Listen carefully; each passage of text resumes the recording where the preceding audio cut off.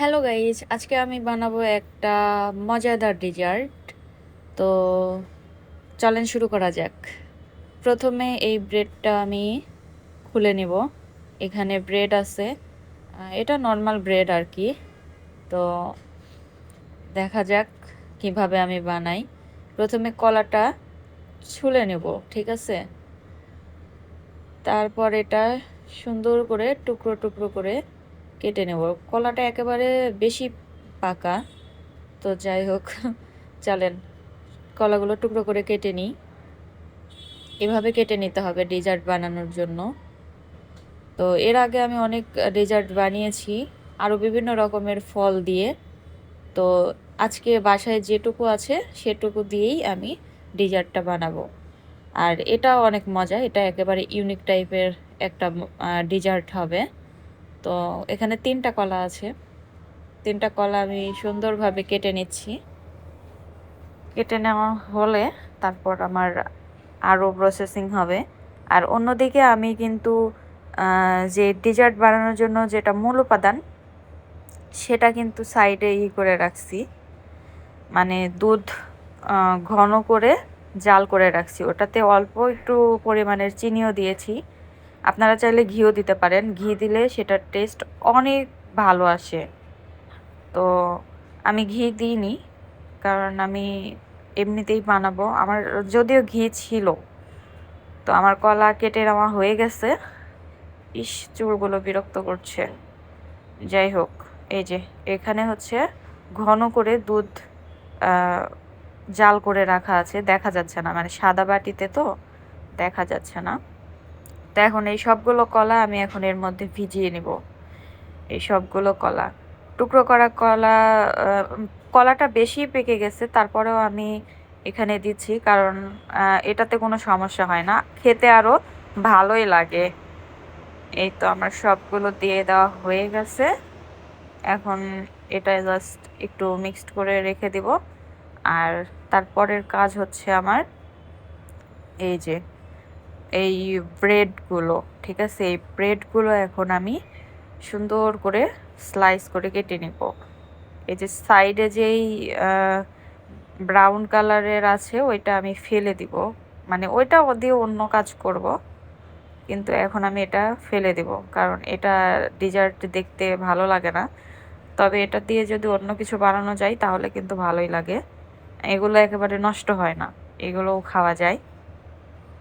তা আমি সাইড থেকে এগুলো কেটে ফেলে দিলাম। এখন আমি এগুলো হচ্ছে মাঝখান দিয়ে টুকরা করব, কারণ এত বড় তো আর দেওয়া যাবে না, আর খুব বেশিও ছোট করব না আমি। এটা আমি একেবারে পরিমাণ মতো কেটে নিচ্ছি। তো বন্ধুরা, কেমন লাগছে বলো তো ডেজার্টটা? দেখে কি খেতে ইচ্ছে করছে? খেতে চাইলে অবশ্যই খেয়ে নেবা, ঠিক আছে। এই তো হয়ে গেছে।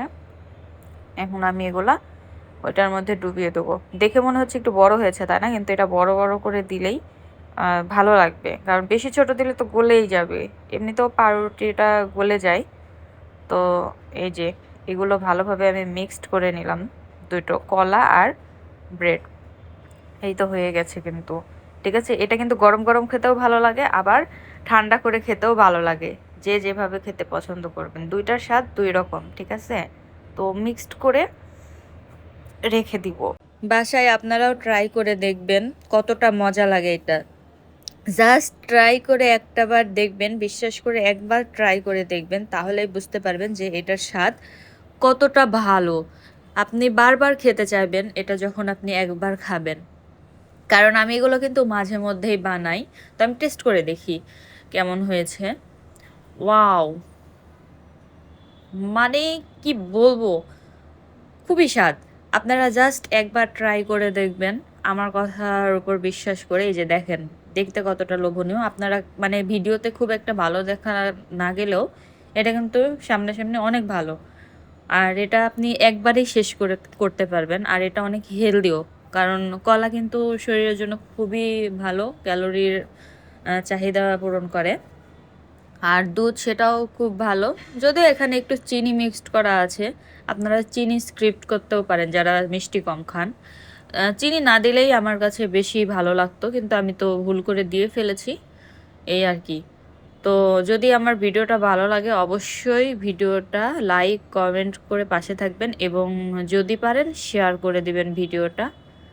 তো এটা কিন্তু আমি এর আগেও মানে আমি এগুলো ভিডিও দিয়েছি ডেজার্টের বিভিন্ন ফল দিয়ে বানানো। তো এটা বিভিন্ন ফল না, এটা জাস্ট কলা আর ব্রেড দিয়ে, সেটা তো আপনারা দেখতেই পারলেন। তো বন্ধুরা, মাঝে মাঝে বাসায় থাকলে আমার এরকম আইটেম বানাতে খুবই ভালো লাগে। বিশেষ করে ডেজার্ট আইটেমটাই আমি খুব বেশি বানাই। আর ডেজার্ট আইটেম খেতে আমার খুব ভালো লাগে, এটা হচ্ছে সত্যি কথা। আর এজন্যই আমি ডেজার্ট বানাই। আর এই যে চুল আমার যে কি বিরক্ত করছে, এটা বানানোর আগে অবশ্যই চুলটা বেঁধে নেবেন। আমি তো পাগলির মতো থাকি, পাগলির মতো করেই চলে আসি ভিডিওর সামনে। যাই হোক, সবাইকে অনেক অনেক ধন্যবাদ আমার এই পুরো ভিডিওটা দেখার জন্য। আর যারা ধৈর্য নিয়ে দেখেছেন, সত্যি মন থেকে আপনাদের অনেক অনেক ধন্যবাদ। আজকের মতো এখানে ভিডিও শেষ করে দিচ্ছি। আল্লাহ হাফিজ এভরিওয়ান।